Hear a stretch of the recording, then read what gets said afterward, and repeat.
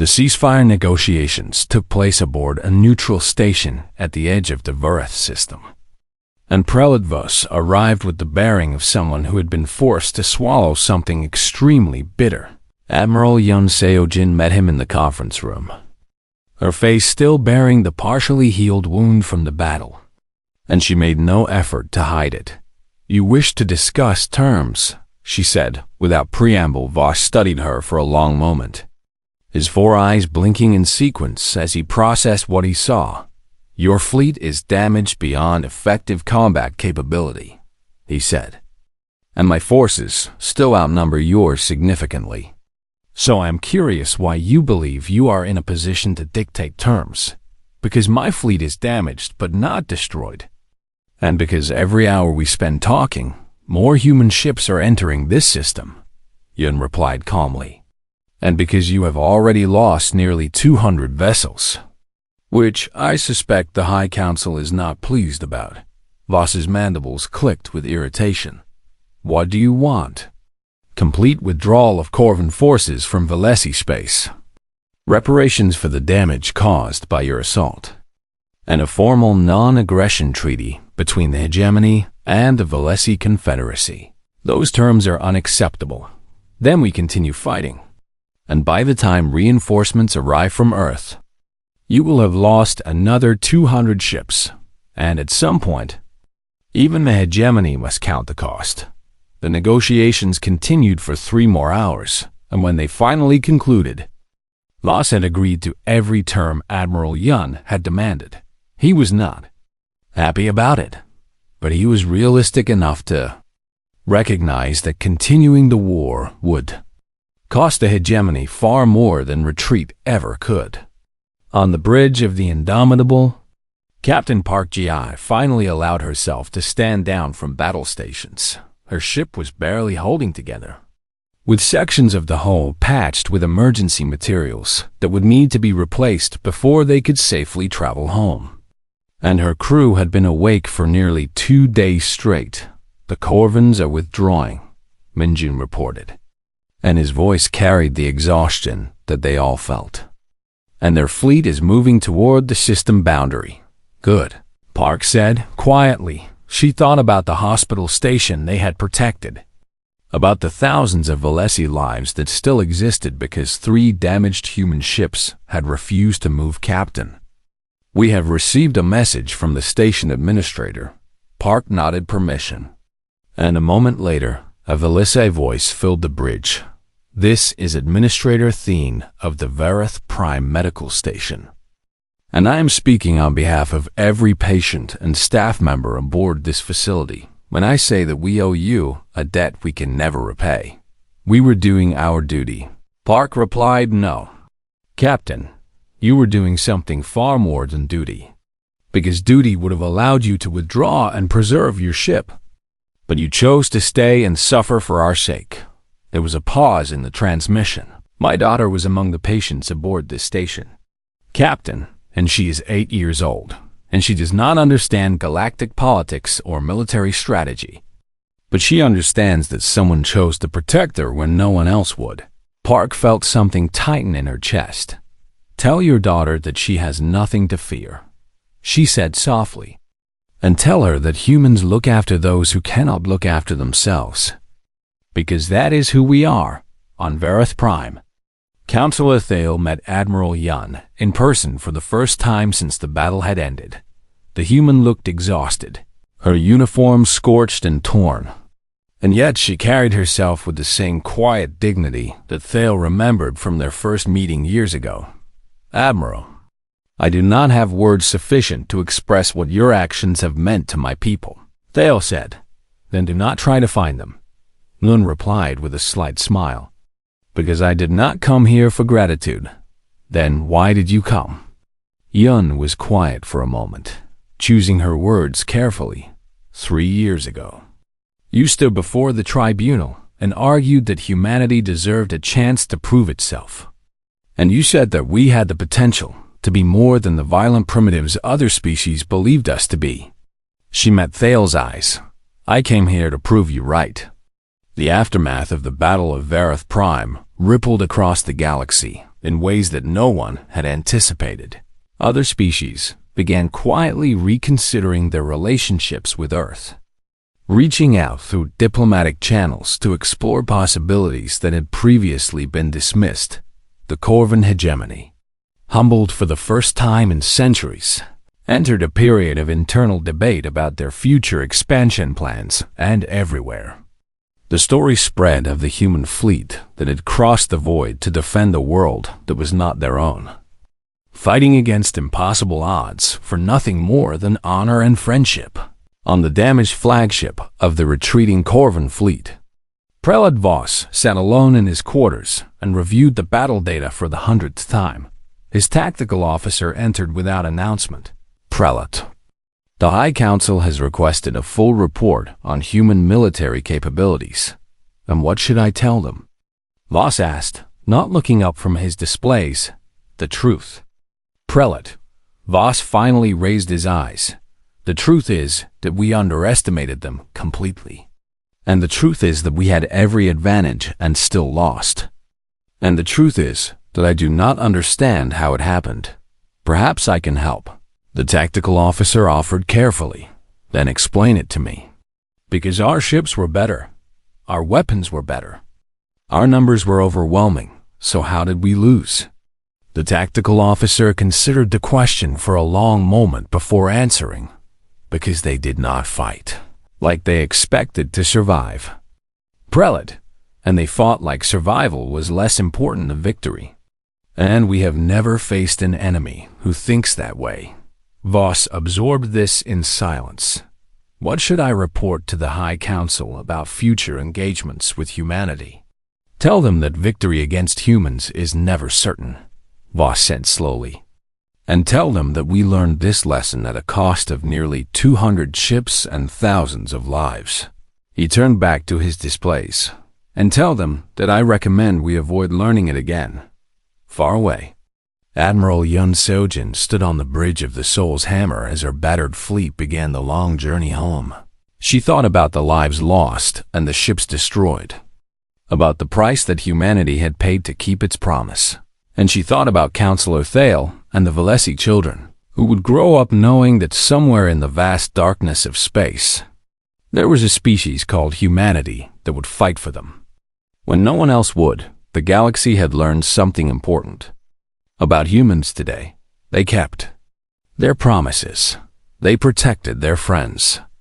And when they decided something was worth fighting for, they did not stop until the fight was won. It was Yun decided. A lesson worth teaching, even at the cost they had paid, especially at the cost they had paid, because some things in the universe were more important than survival, and honor was one of them. The battle had raged for 6 hours, and the space around Vareth Prime had become a graveyard of twisted metal and frozen corpses. Admiral Yun Seojin stood at her command station, despite the blood running down her face from a wound she had received when an explosion rocked the bridge. And she refused all attempts by her medical officer to treat her injuries. There will be time for that later, she said, her eyes never leaving the tactical display. Right now, I need to be here. The Soul's Hammer had taken tremendous damage during the fighting, with entire sections of the ship now exposed to the vacuum of space and emergency bulkheads, holding back the void by the thinnest of margins. Admiral, engineering reports that we have lost 40% of our weapons capability, her executive officer reported, his voice strained with exhaustion. And the enemy? We have confirmed kills on 180 Corvan vessels, with another 70 showing significant damage. Yun did the math in her head. And while the numbers were better than she had dared to hope, they were still not enough. We have lost how many of our own? 31 ships destroyed, Admiral, with another 24 too damaged to continue fighting. Nearly half their fleet gone or crippled in just 6 hours of combat. Recommendations? She asked. Some of the captains are suggesting we pull back to the outer system and regroup, the executive officer said carefully. And our losses have been significant, and the crew is exhausted. Yoon turned to look at him. And something in her expression made him take an involuntary step backward. "The Valesi are watching us," she said quietly, "and right now, they are deciding whether humanity keeps its promises or abandons its friends when the cost becomes too high." She turned back to the display. "We do not pull back. And we do not regroup because we came here to save these people. And we will save them or we will die trying. And those are the only two options aboard the Indomitable." Captain Park Ji faced a similar crisis with different stakes. Her ship had lost primary weapons during a close exchange with a Corvan battlecruiser, and her engineering teams were working desperately to restore some offensive capability. "Captain, we are detecting a Corvan strike group moving toward the Valesi Hospital Station in orbit," her sensor officer announced. "And their trajectory suggests they intend to destroy it." Park felt her stomach clench with cold fury. The hospital station held thousands of Valesi wounded and sick. Civilians who had nothing to do with the war, but would die all the same if the Corvans reached them. How many enemy ships? 5 cruisers and 8 destroyers. And we have? Us, Captain, and the destroyers Steadfast and Vigilant, both of which have sustained heavy damage. 3 damaged ships against 13 fresh enemies. With thousands of innocent lives hanging in the balance, Park did not hesitate. "Set intercept course," she ordered. "And we are going to put ourselves between those Corvans and that station, Captain. We cannot win that fight," Minjin said quietly. "And our weapons are barely functional." "I did not say we were going to win," Park replied. "But I said we were going to protect that station. And if that means we take hits meant for them until our hull comes apart, then that is what we do." The Indomitable and her 2 companions accelerated toward the Corvan strike group, placing themselves directly in the path of the enemy advance. The Corvans opened fire almost immediately, and Park felt her ship shudder as blast after blast struck her failing shields. "Shields down," the tactical officer reported. "And they are hitting our armor directly. Hold position." Another hit. And this time, the ship groaned with the sound of tearing metal. "Hull breach on deck 4. Hold position." The Corvan cruisers concentrated their fire on the Indomitable, recognizing it as the largest of the 3 human ships. And Park watched her damage displays turn from yellow to orange to red. 7 direct hits the Indomitable absorbed, each one tearing away another piece of her ship. And still she held position between the Corvans and the hospital station behind her. The Steadfast and Vigilant added what little fire they could. And together, the 3 ships created a wall of desperate resistance that the Corvans could not easily break. "Captain, the enemy formation is slowing," Minjun reported. Surprise evident in his voice, Park looked at the display and understood. The Corvans had expected the human ships to flee or be destroyed quickly, but instead they had found defenders who simply refused to die. "They are calculating," she said, "trying to figure out if the hospital station is worth the cost of fighting through us. Is it working? Ask me in 5 minutes on the bridge of the Eternal Dominion." Prelate Voss faced a decision that he had never imagined having to make. His fleet still outnumbered the humans significantly, but his losses had been catastrophic by Corvan standards, and his officers were looking at him with expressions that bordered on open fear. "Prelate, the humans are not breaking," his tactical officer said. "And every time we destroy one of their ships, the others fight harder instead of retreating." "They are insane," Voss replied, though his voice lacked the contempt it had carried hours earlier. "Perhaps, but their insanity is proving effective." Voss studied the tactical display for a long moment, watching as human ships continued to engage his forces with the same reckless aggression they had shown since the battle began. A human cruiser with no functional engines had somehow managed to destroy 2 Corvan destroyers before finally succumbing to the damage. A human frigate had detonated its own reactor core to take a Corvan battleship with it. They do not value their own lives. Voss said slowly, as if working through a problem he could not quite solve. They seemed to value something. Elsmore, his second-in-command, suggested Voss made his decision. Signal the fleet to withdraw to Rally Point 7, he ordered, and we will regroup and assess our losses before continuing. Prelate, if we withdraw now, the humans will claim victory. If we continue now, we may lose more ships than we can afford, Voss replied sharply. And a victory that costs us our entire fleet is not a victory at all. The order went out and across the battlefield. Corvan ships began disengaging and pulling back toward the outer system on the Soul's Hammer. Admiral Yun watched the enemy retreat with no expression of triumph on her face. They are not leaving the system, she observed, only pulling back to regroup. Should we pursue, Admiral? No, because our ships need time to make repairs, and our crews need rest, so we hold position and let them wonder what we will do next. She turned to her communications officer. Get me a channel to the Valesi government, and let them know that their world is safe for now. Below them, on Vareth Prime. Counselor Thale received the transmission with tears streaming down her silver-scaled face. Thank you, she said, her voice breaking with emotion. Do not thank me yet, Admiral Yun replied, because the Corvans have not left, and this battle is not over. But I promise you this, as long as a single human ship remains functional, Vareth Prime will be defended. Why? Thale asked. Why would you sacrifice so much for us? Yun was quiet for a moment before answering. Because 3 years ago, you stood for us when no one else would. And humans do not forget our friends.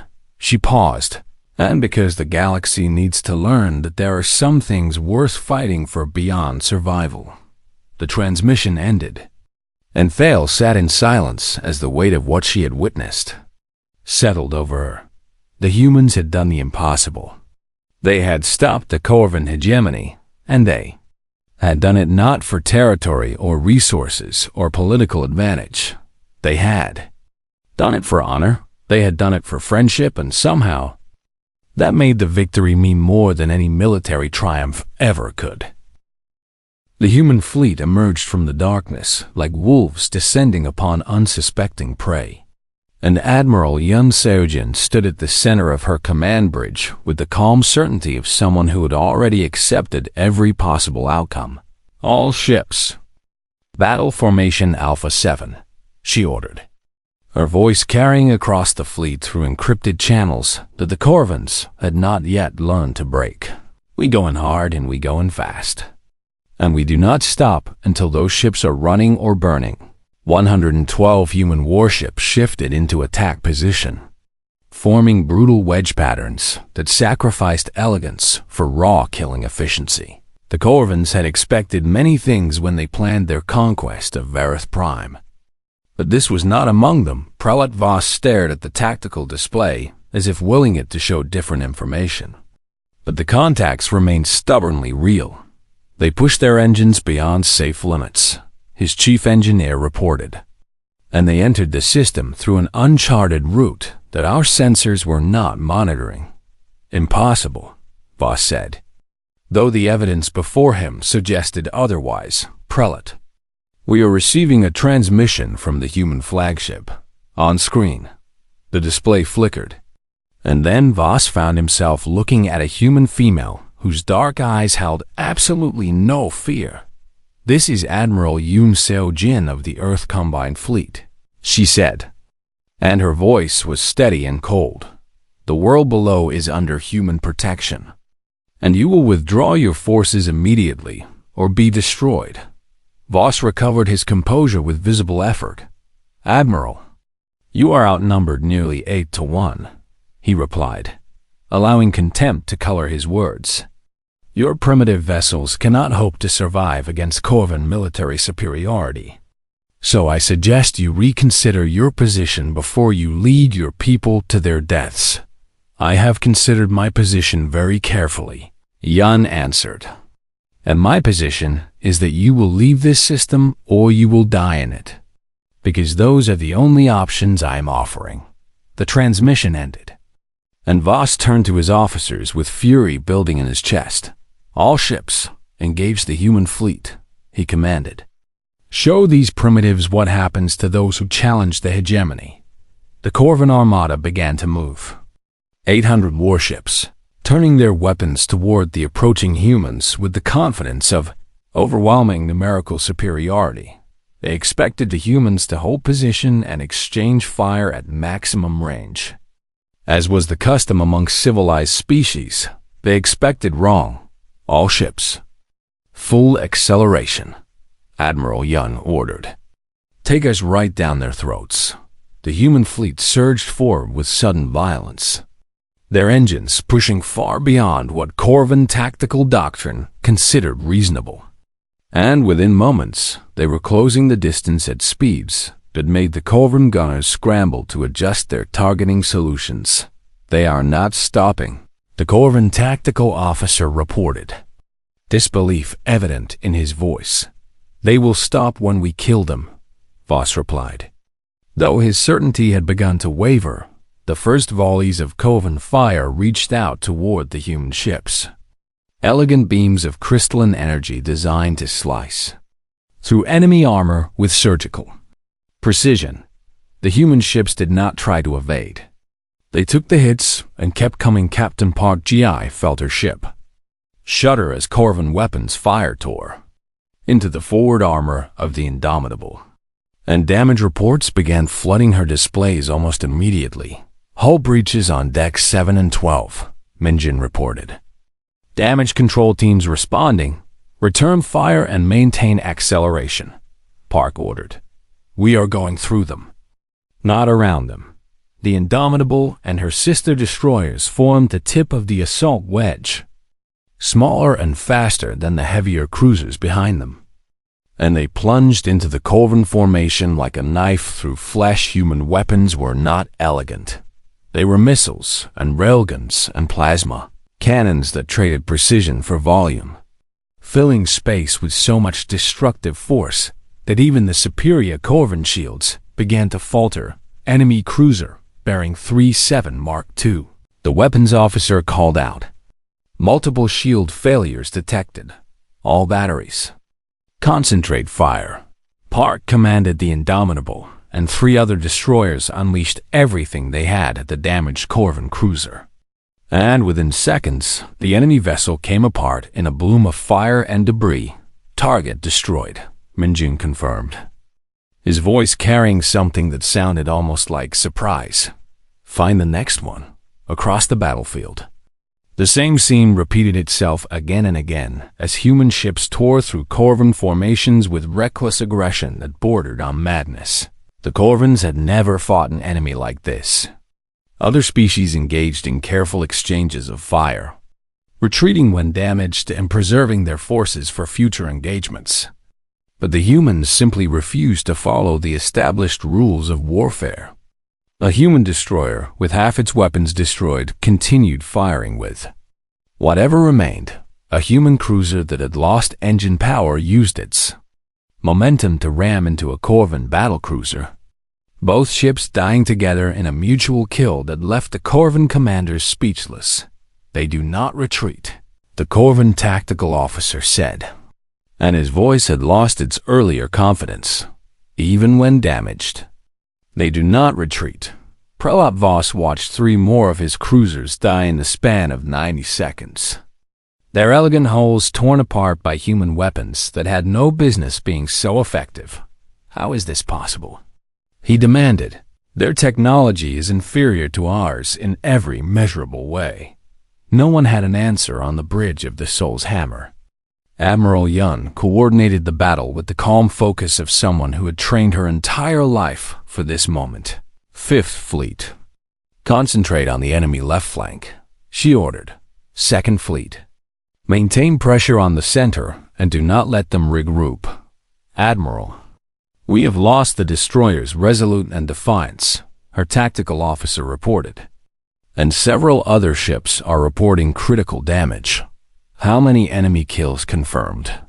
47 and climbing," Yoon allowed herself a grim smile. They were outnumbered 8-1. But they were making the Corvins pay for every human life in blood and fire. "Keep pushing," she said. "They expected us to die quietly. So let us show them how humans really die." Below them, on the surface of Vareth Prime, Counselor Thale watched the battle unfold through emergency broadcasts that showed explosions blooming in orbit like deadly flowers. "The humans came," she whispered, unable to believe what she was seeing around her. Other Velasi leaders stared at the displays with expressions that shifted from despair to wonder to something that looked almost like hope. They actually came, in space above. The battle continued to rage as human and Corvin ships tore at each other with weapons. That turned the void into a chaos of fire and death. The Corvins still held the numerical advantage. The Corvins still had superior technology, but for the first time in recorded history, the Corvin hegemony was losing a battle they had expected to win easily, and Prelate Voss, watching his fleet die around him, finally understood something that the galaxy had failed to grasp about humanity. They did not fight like civilized species. They fought like they had absolutely nothing to lose, and that made them more dangerous than any enemy the hegemony had ever faced. The destroyer Indomitable cut through the darkness of space at speeds that would have seemed impossible to humans just a century earlier, and Captain Park Gi stood on her bridge watching her crew prepare for what many of them believed would be their final mission. "Combat drill results are in," her first officer, Lieutenant Commander Beak Minjun reported, his voice carrying the calm professionalism that Park had come to rely on during their 3 years serving together. "Response times have improved by 12% since we departed Earth space." "Not good enough," Park replied, though she allowed herself a small nod of approval. "We will be facing Corvin warships, and their weapon systems are faster than anything we have encountered before. The crew knows what is at stake." "Captain," Park turned to look at him, seeing the fear that he tried so hard to hide beneath his discipline. "And what do you believe is at stake, Lieutenant Commander?" Minjun was quiet for a moment before answering, "Everything, Captain. Because if we fail here, the galaxy will remember humans as the species that made grand promises and then died trying to keep them. But if we succeed, they will remember us as something else entirely." Park smiled despite herself. "Something else entirely," she repeated. "I like that." Around them, the other ships of the relief force maintained perfect formation. 112 vessels of various classes all racing toward the same destination with the same desperate purpose. Admiral Yun's voice came through the fleet-wide communication system, steady and certain in a way that made even the most frightened crew members stand a little straighter. "We are 3 days from Vareth Prime, and in that time, I expect every ship in this fleet to reach peak combat readiness," she said. "Many of you have never seen real battle, and I will not pretend that what awaits us will be easy. But I will tell you this, the Velasi stood for humanity when no one else would. And now we will stand for them, because that is what humans do." The transmission ended, and Park saw her crew exchange glances that carried something beyond fear, something that looked almost like pride on Vareth Prime. The situation grew more desperate with each passing hour. Counselor Thale had broadcast a final plea to the galaxy. Her words carried across countless communication networks to species both great and small. "We ask not for charity, but for justice," she had said, her silver scales reflecting the emergency lighting of the bunker where she had taken shelter with the other government leaders.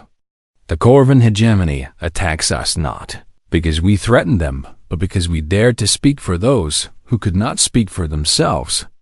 And if the galaxy allows this to happen without consequence, then the galaxy has chosen to value power over principle." The responses that came back were filled with sympathy and regret, but none offered anything concrete. The Directorate expresses deep concern, but cannot risk conflict with the hegemony at this time. The Trade Coalition sends thoughts of solidarity, but must remain neutral in military matters. The Assembly of Free Worlds condemns the Corvan aggression in the strongest possible terms, but lacks the resources to intervene. Words without action, Thel thought bitterly. Exactly what the Corvans had predicted, Counselor. The hegemony fleet has begun moving into bombardment position, an aide reported, her voice trembling. How long? Hours, perhaps less. Thale closed her eyes and thought of her children. Safely evacuated to the underground. Shelters that would protect them from nothing if the Corvans chose to be thorough. She thought of the transmission she had sent to Admiral Yun and wondered if the human had even received it above Vareth Prime. Prelat Voss reviewed the latest intelligence reports with growing impatience. The humans are still coming, his intelligence officer reported, and they have not altered course or reduced speed since our initial detection. How many vessels? Approximately 100. Prelat Voss made the dismissive sound again, though this time it carried a slight edge of irritation. 100 ships against 800. And they still come, he said. Either the humans are completely stupid or they are completely insane.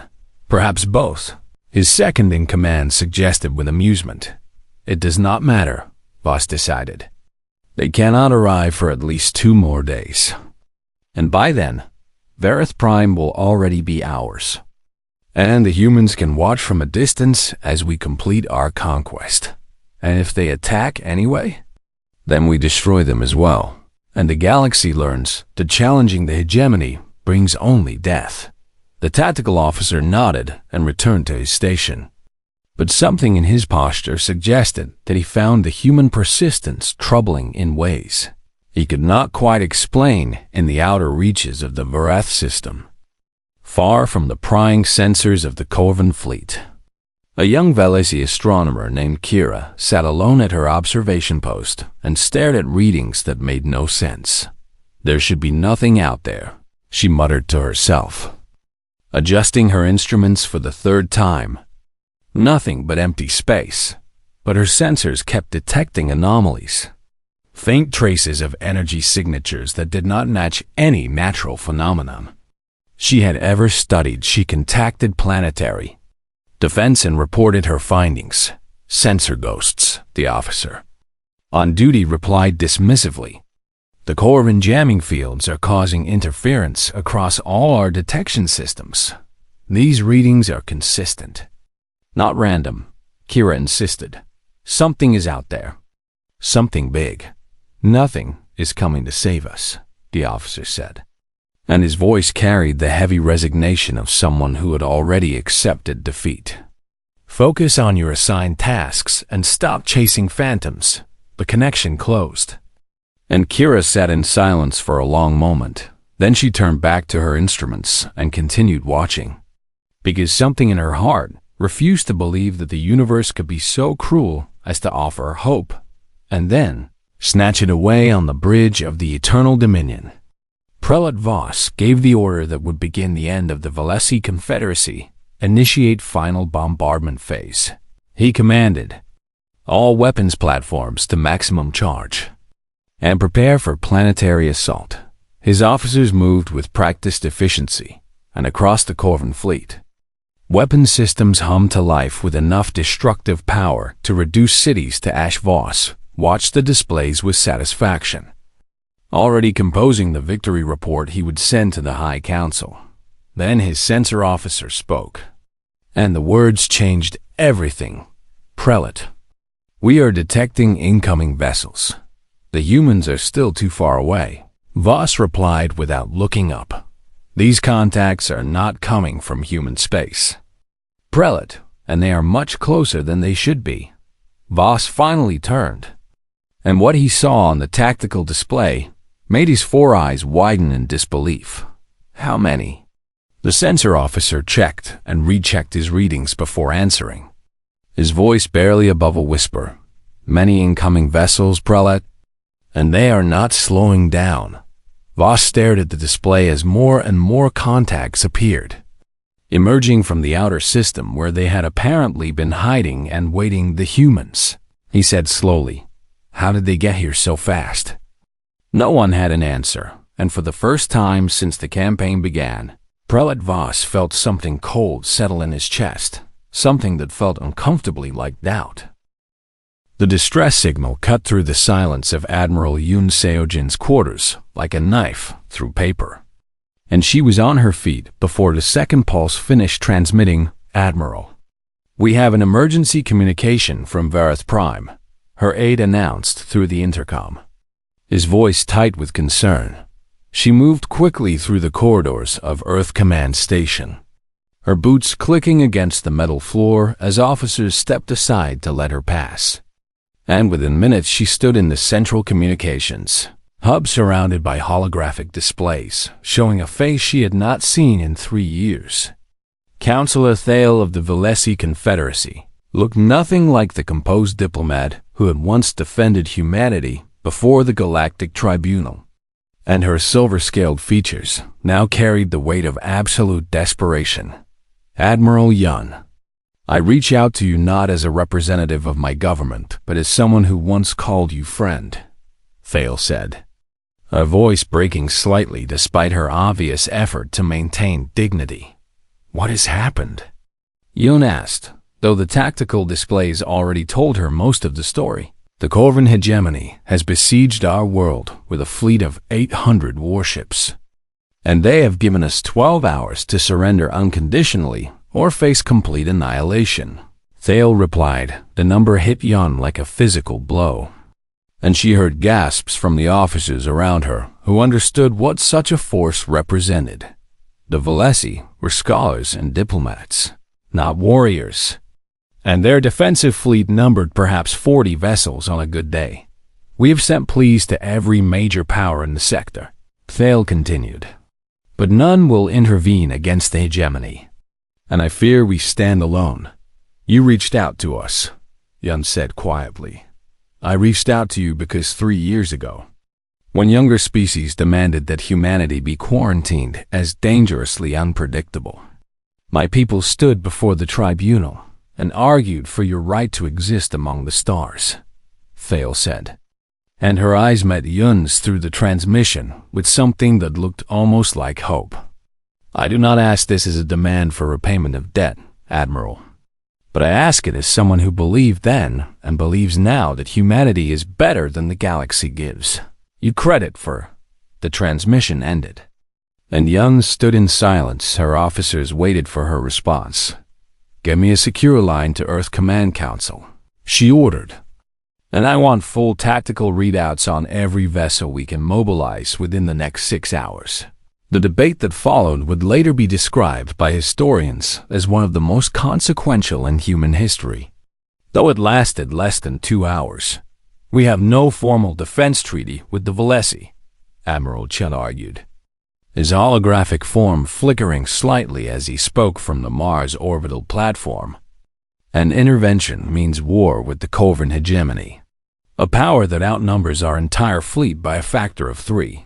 The Corvans have never shown interest in human territory," General Morrison added, "and antagonizing them over a species we barely know seems foolish at best." Yun listened to each argument with patience she did not feel, and when the voices finally quieted, she spoke. 3 years ago, humanity stood accused before the Galactic Tribunal of being too violent, too unpredictable, and too dangerous to be allowed among civilized species, she said. "And the penalty for conviction would have been the destruction of our colony ships and the forced quarantine of our entire species to the Sol system forever." She paused, letting the memory sink in. The Valesi had nothing to gain by defending us, and in fact, they risked their own standing among the elder races by doing so. But Councillor Thale stood before that tribunal and argued that humanity deserved a chance to prove itself. "That was politics," someone muttered. "That was honor," Yun replied sharply. "And if we abandon them now when they need us most, we prove every accusation made against us true." because we proved that humans only care about themselves. The vote that followed was closer than Yoon would have liked. But in the end, the motion passed. The 2nd and 5th combined fleets received orders to mobilize within the hour, and Admiral Yun Seo-jin would lead them personally across the vast distance of space. In the command center of the Corvan flagship Eternal Dominion, Prelate Voss reviewed the final battle projections with the satisfaction of a predator who had cornered helpless prey. The Valesi defensive grid will fall within the first hour of engagement, his tactical officer reported, and planetary bombardment can commence immediately afterward. Casualties? Voss asked. Though he cared little for the answer, Valesi military losses will be total, and civilian casualties will depend on how quickly they surrender after we demonstrate our willingness to destroy their population centers. Voss nodded, his 4 eyes blinking in sequence as he processed the information. The Valesi had been a thorn in hegemony politics for too long, always advocating for the rights of lesser species and blocking expansion efforts through diplomatic channels. And now they would learn the price of standing against true power. Prelate, we have received intelligence reports indicating that human vessels have departed Earthspace. A communications officer announced. Humans? Voss repeated, and the word carried a note of dismissal that made several officers smile. A minor species from an unimportant world, his second-in-command said, and their technology is primitive compared to proper civilizations. How many vessels? Uncertain, but their entire combined fleet number is less than 200 ships. Voss made a sound that served his species as laughter. Even if they sent every vessel they possessed, they could not arrive in time to matter. And even if they did arrive, what could such a small force accomplish against 800 Corvan warships? The tactical officer nodded agreement, and the matter was dismissed from consideration on Varith Prime.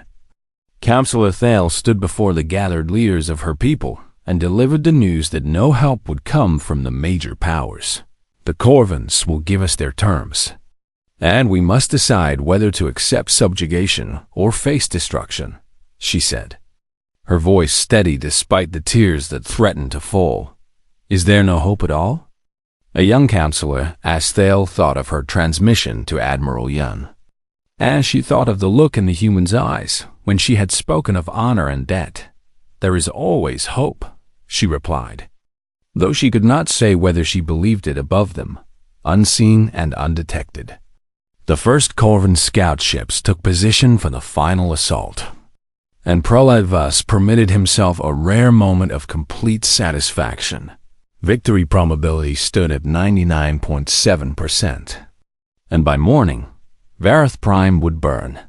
He did not know that 112 human warships were already racing through space toward his position, their crews preparing for a battle that would change how the galaxy viewed humanity forever. He did not know that Admiral Yun Seo-jin had looked at the odds and the distance and the enemy numbers and had simply said, "We go anyway." He did not know that humans had a long history of fighting impossible battles for people they considered friends. But he would learn. They would all learn.